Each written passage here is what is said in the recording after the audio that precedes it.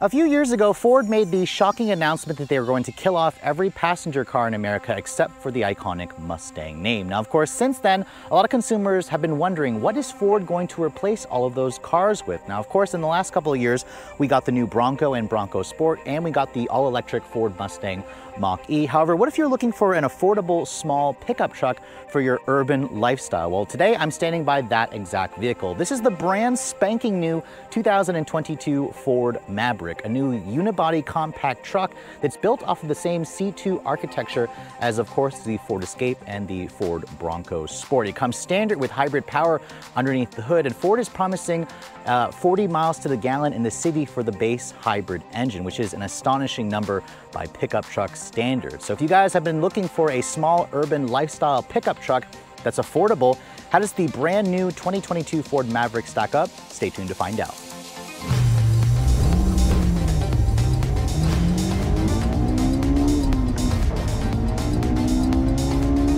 Now, in the truck segment, Ford has always dominated the sales chart, of course, with their very popular F-Series. The F-Series family continues to be the best-selling vehicle in the world. And of course, Ford reintroduced the Ranger a couple of years ago, and where the Maverick stacks up is below the Ranger. This is the new baby of the truck family within the Ford North American lineup.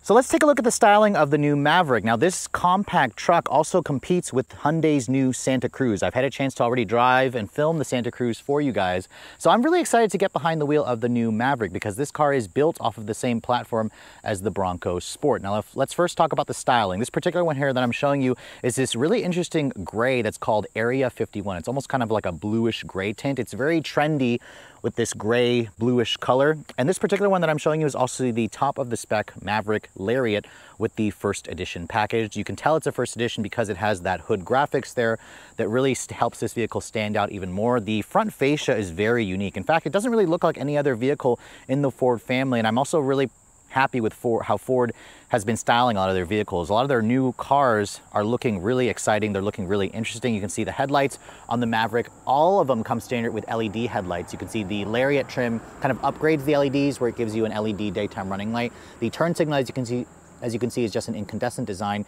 and you have reflector style LED low and high beams. No fog lights, it looks like, on this vehicle, but you can see the front end has a really nice looking grille. It's not too in your face, but it's also very masculine and very brawny. It's very truck-like. You can see the radar sensor here is kind of nicely integrated into the front grille. The Ford blue oval, of course, is right there, proud front and center. And overall, you can tell this is a really interesting looking vehicle, definitely more truck-like versus Hyundai's Santa Cruz, which tries to look a little bit more like a crossover. Now, of course, being built off of the Ford Escape platform, although this vehicle is significantly larger than an Escape. Its overall length is around 199.7 inches long, which is actually about 5 inches longer than the Hyundai Santa Cruz. Its wheelbase is around 121 inches long. This is the only way you can get a Maverick with 4 full-size doors and a bed that's a little over 4 feet. So it's a pretty good size. Ford builds this again as a city truck because it's about a foot shorter than something like the Ford Ranger. Now, my Lariat tester here with the first edition package comes with kind of like the FX4 off-road package, although it doesn't say that on the side.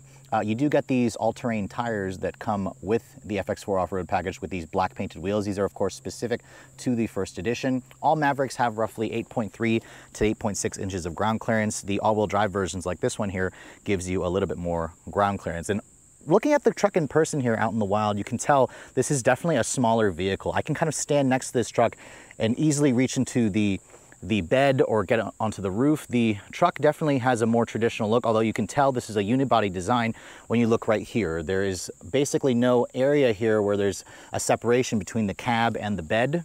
That's something you typically find on traditional body-on-frame trucks, but of course, this is a unibody construction. It has a 4-wheel independent suspension. So again, this is not designed to go like crazy off-roading, but you can still tow and haul decent sized loads with it. Now at the back, you can see a lot of traditional Ford truck styling elements here with the taillights. These have a reflector LED incandescent combination design. You also have Maverick kind of stamped into the actual tailgate, which definitely looks good. There is an all-wheel drive badge on the back here to let people know that this is the all-wheel drive version. And you can see the bumper.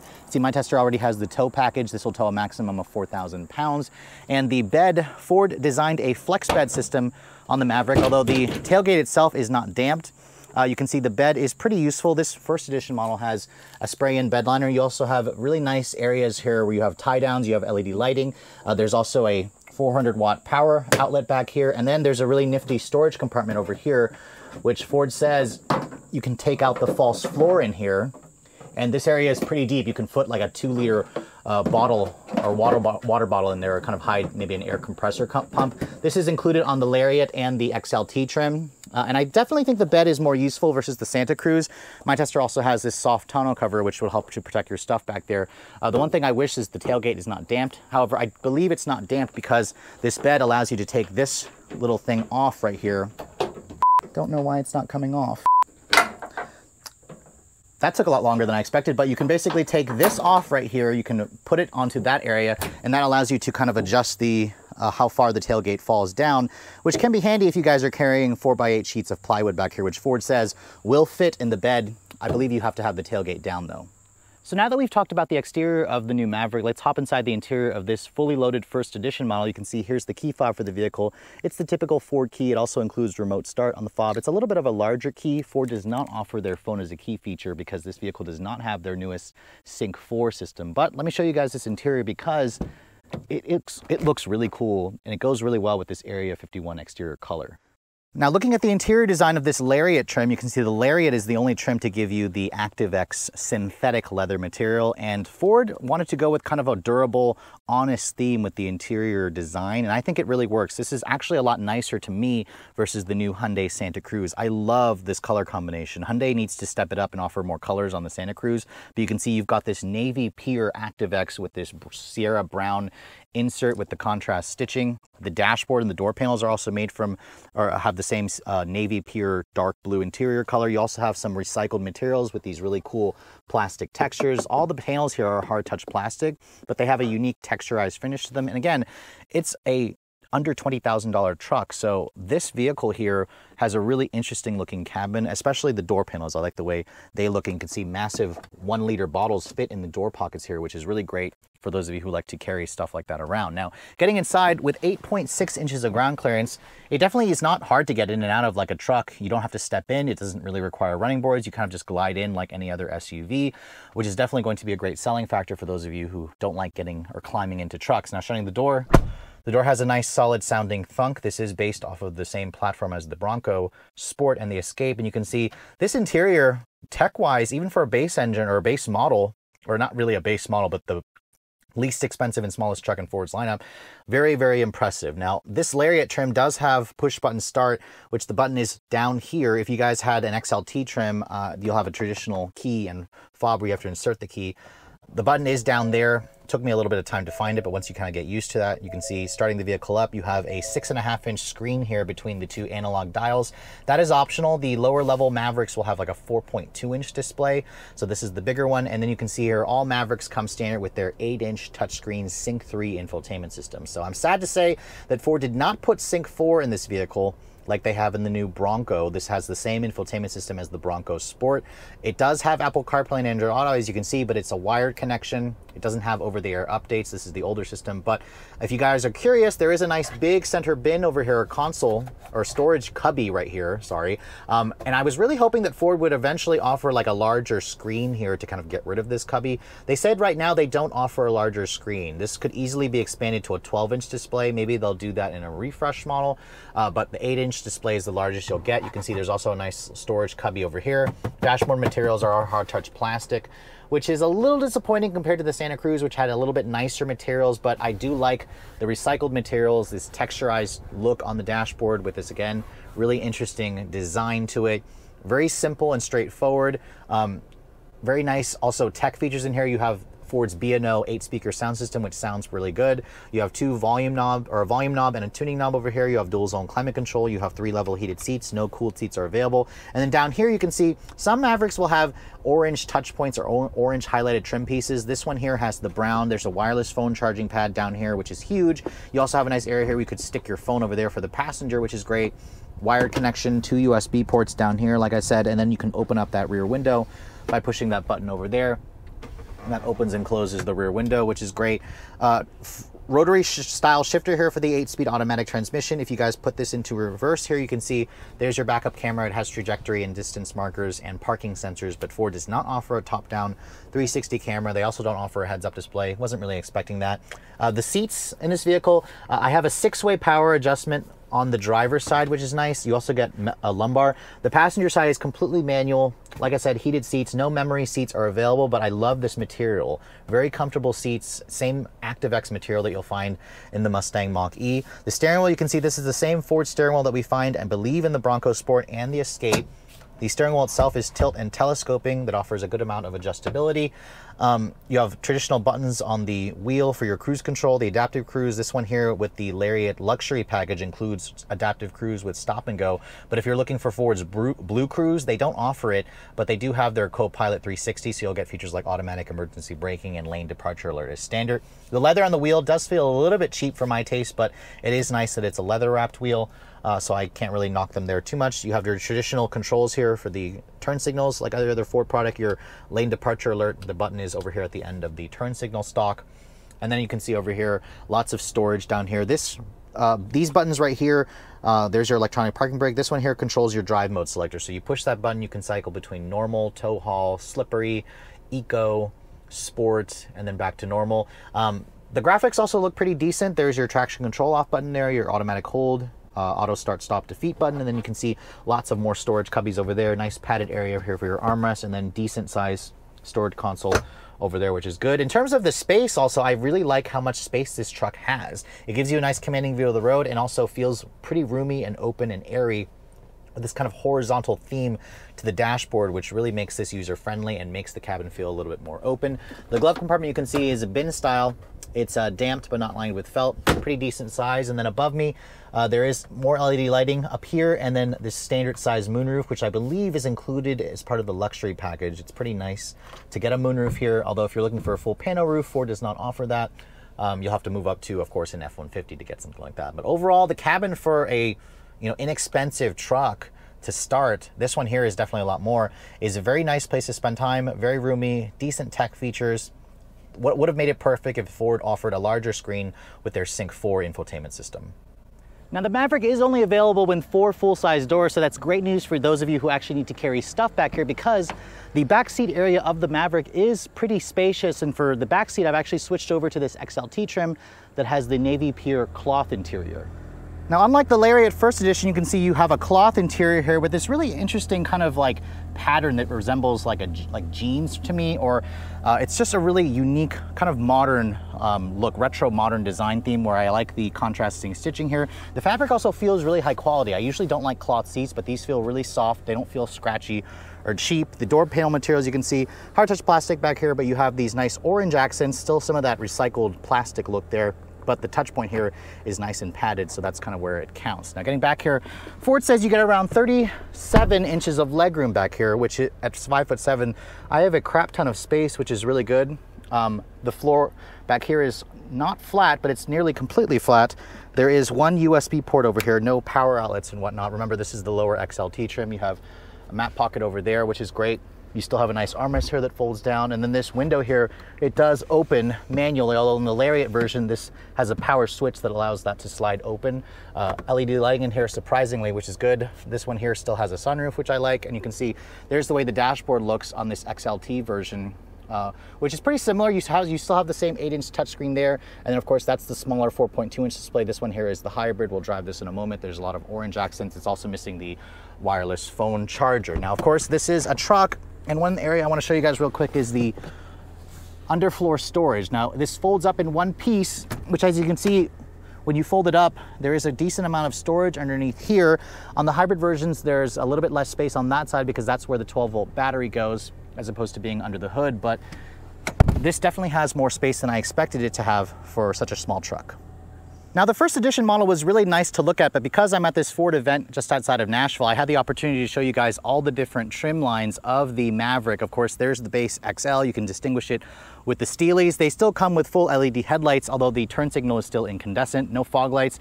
This cyber orange model here is the XLT. These are both hybrid versions. You can see same style headlights, same style grille in the front. And then the Lariat over here, the top of the line version, this is without the FX4 off-road package. You can see the headlights are slightly different because you have an LED daytime running light. The grille finish is also slightly different. You also get an 18-inch wheel on the Lariat versus a 17-inch wheel over here on the XL and the XLT. The XL definitely looks a little bit basic with those sparkle silver steelies, but let's take a look at the bed back here because this one doesn't have the cover that the first edition had. And just like on the first edition, the bed here also has a spray-in bed liner. Now, the cool thing about the Maverick is the tailgate is not damped, which I wish it was damped, although I can see why Ford probably didn't make it damp. First of all, it's cheaper this way. The tailgate itself also isn't quite as heavy as other pickup trucks, but Ford gives you this ability to adjust the tailgate in 3 different ways. So you can essentially pull this off right here, put that into a different position, and then you put that in another position there. You can see the tailgate will allow you to adjust how far down it's going to open. This is, of course, if you're going to be putting a 4x8 sheet of plywood back here. But let's take a look at the bed because this bed is super useful, much more useful to me versus the Santa Cruz. It's still a little over 4 feet. I like the spray-in bed liner. You have these little divots and indentations, and you can also get a kind of a cargo tie-down area. Ford also has these little indentations where you can put a piece of wood over there or like a bike rack over here, a built-in bike rack. And Ford says they offer over 150 different accessories where you can get an extender, a cover. So in terms of the bed carrying capability, the Maverick probably has a lot of capability that's pretty similar to a lot larger trucks.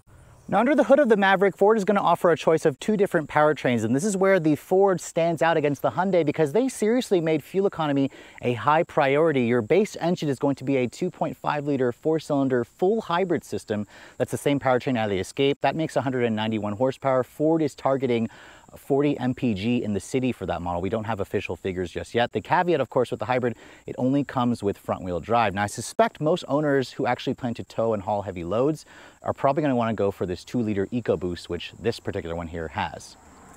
Now, as you can see with this 2-liter EcoBoost 4-cylinder, this is the same motor that you find in the Escape and the Bronco Sport. It is a turbocharged direct injection 4-cylinder. It makes 250 horsepower and 277 pound-feet of torque. Those are pretty healthy numbers, not quite as powerful, of course, as the Santa Cruz, but this is paired up with an 8-speed automatic transmission. You can take your choice between either front or the company's all-wheel drive system. You have to go for the gas engine if you guys want all-wheel drive, and that's why I suspect most people are going to choose the 2-liter turbo. So I'm going to focus my review on the 2-liter, but I'll also get out and drive the hybrid as well. Now, in terms of the capabilities, this vehicle will tow a maximum of 4,000 pounds with the 2-liter. The hybrid will still tow a maximum of 2,000 pounds. You can carry up to 1,500 pounds of payload in the bed, which is not bad. And the 2-liter turbo is rated to get 22 in the city, 29 on the highway with all-wheel drive. That's actually not bad numbers, slightly more efficient than the Santa Cruz with the 2.5 turbo and the 8-speed dual clutch. Now, I don't have performance figures just yet on this vehicle, but as this vehicle sits, it weighs in at around 3,600 pounds. Surprisingly, the hybrid version weighs about the same because of that lithium-ion battery pack. It's not a plug-in hybrid, but it is a full hybrid system. So let's get this out on the road and let's see how both the Maverick hybrid and, of course, this Maverick 2-liter drives. Now, starting the driving scene off in the brand new Maverick, I'm in the first edition with the 2-liter turbocharged engine. I'm going to switch out into the hybrid later, but I really wanted to start in this one because this is the truck that gives you all-wheel drive. That's what people in this segment want. They want all-wheel drive, so you have to drive. I wanted to drive the engine that most people are going to get because, let's face it, if I bought a truck, I'd want all-wheel drive. Now, this has 250 horsepower, 277 pound-feet of torque. It has an 8-speed torque converter automatic. So this compares very favorably to the last Santa Cruz that I drove with the 2.5 turbo. And of course, Hyundai uses an 8-speed dual clutch transmission. Ford here using a conventional automatic is smart because the automatic is smooth, it's responsive, it's going to be better, of course, probably for towing heavy loads and off-roading as well. And I really like it. This is a very good powertrain. I sampled it in the new Bronco Sport, which I liked. And in the Maverick, I also like it because this vehicle, again, doesn't weigh that much more than a Bronco Sport. Now, going down the road here in this new Maverick, I'm very impressed with the driving dynamics. If you guys don't like the way trucks drive because they're so cumbersome, they're so big, they're so heavy, and they're just too tall, this drives like a car. It feels like I'm sitting a little higher, so you get that kind of SUV seating position here. You have a nice view out of the front. You set up nice and high, but the truck also doesn't feel massive. It doesn't feel like a cumbersome chore to drive, especially if you guys live in tight urban environments. This is going to be a really nice place to spend time. the refinement in this truck is so good. Everything is really smooth. The engine is smooth, the transmission is smooth, the visibility is also good, the steering is nice and smooth and quick and direct, and it's just really pleasant, actually. I think I might prefer driving this over the Santa Cruz. I'll have to drive the two back to back to be sure, but the Maverick has really quick steering, although it doesn't really provide much feedback. You can tell the suspension is definitely soft. This is not built for enthusiastic driving per se, but I did bring my 0 to 60 testing equipment here, so if I get a chance here, I'm going to try doing a 0 to 60 test in this model here. But first impressions, very, very positive. I like how Ford has tuned everything in here. Even the seats are very comfortable. They're really nice material with this ActiveX material. The driver assistance tech in this vehicle, of course, this one here has Ford's adaptive cruise control with stop and go. It's got their Copilot 360 as standard, but Blue Cruise is not available on this vehicle. They do offer that, of course, on the Mach-E. It's going to be available on the F-150. But overall, you know, for the amount of tech this car has, considering the price point of the base model, it is a plentiful amount of tech. And you also get a vehicle that feels substantial, but it also doesn't feel cumbersome. And I think I like how Ford has done that with this car. It's a really well-rounded vehicle that I think a lot of consumers, everyday consumers, especially those of you who've never had a truck, if you've never owned or driven a truck before and you're looking to get into a truck, this is a great vehicle to consider because of its very refined car-like driving dynamics and just its ease of use.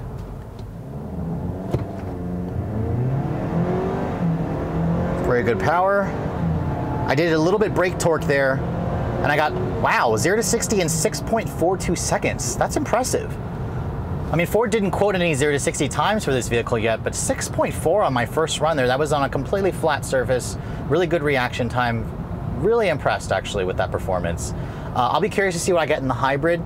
Not quite as quick as the Santa Cruz that I drove with its 2.5 liter turbo and the 8-speed dual clutch. The Santa Cruz is about a half a second faster, but I'm not really wanting for power in this car. It feels quick enough for the majority of people. I'll be curious. The hybrid has a lot less horsepower, but it does have a lot less torque, at least just by the gas engine. Ford's not quoting the hybrid's torque figures yet, but this is very smooth and impressive performance for a car that just has a 2-liter turbo 4-cylinder. Ford should be really proud. It's a really nice car to drive. And later on in this program, I'm actually going to be driving this vehicle with it towing something and with carrying stuff in the bed. And I'll try to include that in this video. But overall, very impressed with just the on-road driving dynamics. If you're looking for something to daily drive every day, this is really, really good. And not even really good by truck standards. It's really good by any car standards. All right, so after just hopping out of the 2-liter model, the turbo engine, I'm now in the hybrid version. Remember, the hybrid only comes with front-wheel drive, but you can get it in all the trims, even the top-of-the-line Lariat. So this is the same powertrain that you find in the Escape hybrid. So we have a full hybrid system. You have a 2.5-liter naturally aspirated Atkinson cycle 4-cylinder, makes 162 horsepower on its own. The electric motor adds roughly 79 kilowatts, I believe, and about 173 pound-feet of torque. So that's going to give you that nice low-end grunt, although Ford's not quoting the hybrid, the combined torque output, but we do have nearly 200 horsepower, 191 horsepower. And you know what? My initial impressions here in this XLT, one, I don't like how the steering wheel doesn't have leather, but that's a small quibble that I have. But overall, let's put our foot down here. It feels decent, actually. It feels pretty good. I'm surprised, actually. I was expecting this to feel more like a penalty box, and it doesn't feel like that. I don't necessarily think it feels any lighter than the 2-liter because they're within a 100-pound difference. Remember, the hybrid system adds some weight. But it's very smooth. Now, this is paired, of course, with a CVT, so you don't have an 8-speed automatic, which was also smooth in the 2-liter. But for those of you who are looking for an efficient truck, this is going to be a very, very interesting vehicle, and I'm curious to know what I get in terms of the performance. Ford hasn't provided the final fuel economy figures yet of this hybrid model, but they are targeting 40 miles to the gallon in the city. They're trying to get as close to that as possible, which is the same as something you'd get in like a Honda Civic. So it's impressive that Ford can offer something like this in the Maverick hybrid. But just starting out here from a stop, you can feel it's very smooth. The transition between electric and gas is great. The engine does get a little buzzy as I put my foot down, but you know, it's not any buzzier than you'd expect it to be in a vehicle from this price category. I mean, this one here that we're driving is probably around $25,000, and it's a lot of car for 25 grand. Put my foot down here, the CVT is pretty responsive, and you can feel it just surges ahead. It has a good amount of low-end torque, which is what you look for in a hybrid vehicle. You want it to be seamless, you want it to be smooth, and just like in the regular 2-liter turbo, this vehicle does surprisingly have some decent driving dynamics. I like the way this car handles. The steering, while it is numb, is relatively precise and quick. And I was honestly pushing this thing way harder than I would push any truck or anything with a bed in the back, because remember, this is a unibody platform, but it has a lot of confidence. It feels very car-like. It has great visibility. And even the hybrid model has decent pep, so I am very impressed with what Ford is offering here. This is an interesting powertrain, to say the least. Now, this vehicle does have a full tank of gas. Oh, actually, it's almost full. It's slightly below the full, and it's showing 419 miles of range. 419 miles with it completely full. I suspect this would be around 450 miles of range, which is excellent for something like this. We have roughly a 12.5 gallon gas tank on the hybrid. The hybrid is a slightly smaller tank because it gets way better gas mileage. You don't necessarily need to have the bigger tank that you have on the 2-liter turbo. The seats here on this navy pier with the cloth are also really comfortable. Ford has been doing a really good job lately with their interiors. The seats are comfortable. The materials are very decent, honest materials like they call it. And I also really like this color combination. The cyber orange with this navy pier is different. It's very retro modern look. The design, it's just really unique. I do like the larger 6.5-inch display that you have in the instrument panel with the higher trims, but this one's not bad. It's very traditional, and I think that should appeal to a lot of traditional buyers. All right, so let's test out the 0 to 60. I have it in sport mode right now. We're just gonna floor it and see what we can do.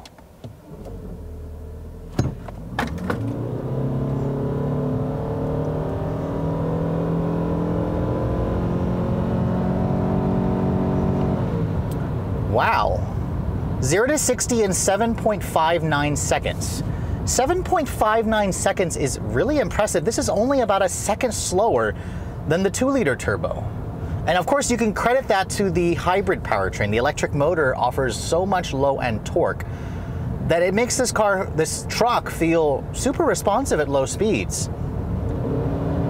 I mean, it's funny because I drove this powertrain last in the Escape hybrid a couple of years ago when that came out, and I didn't like it in the Escape hybrid, but for some reason, Ford has done a good job with just smoothing out this powertrain's transitions. It is way smoother. It's not quite as noisy as it was before. The CVT is super responsive, and I'm just impressed with that performance. 7.6 seconds, basically. That's gonna be way quicker. I mean, I haven't driven the base Santa Cruz with the 2.5 non-turbo engine, but I know that powertrain is a dog in the Tucson. It's so slow. But wow, Ford, they did a really good job at putting this with a hybrid. I mean, I kind of wish they would offer the hybrid with all-wheel drive, but it would add cost, it would add complexity. But this is gonna have plenty of power for most people, and I'll be curious to see what the take rate ends up. If you guys have a Maverick on order, let me know in the comments below. Did you order the hybrid or did you order the 2-liter turbo? Because obviously, I would assume most of you who want all-wheel drive, or most of you are gonna get the 2-liter for the all-wheel drive. But if you don't need it, and you just need an around-town car, and you don't need the all-wheel drive, I can happily say the hybrid is the biggest surprise that I'm driving for this vehicle, and Ford should consider doing a plug-in hybrid version of this. So after spending the day driving the brand new Ford Maverick, both in the Maverick Hybrid and the Maverick 2-liter, I have to say I am very impressed. Obviously, Ford made a lot of promises when they discontinued all their cars that they would be replacing those vehicles with worthy vehicles that consumers would want.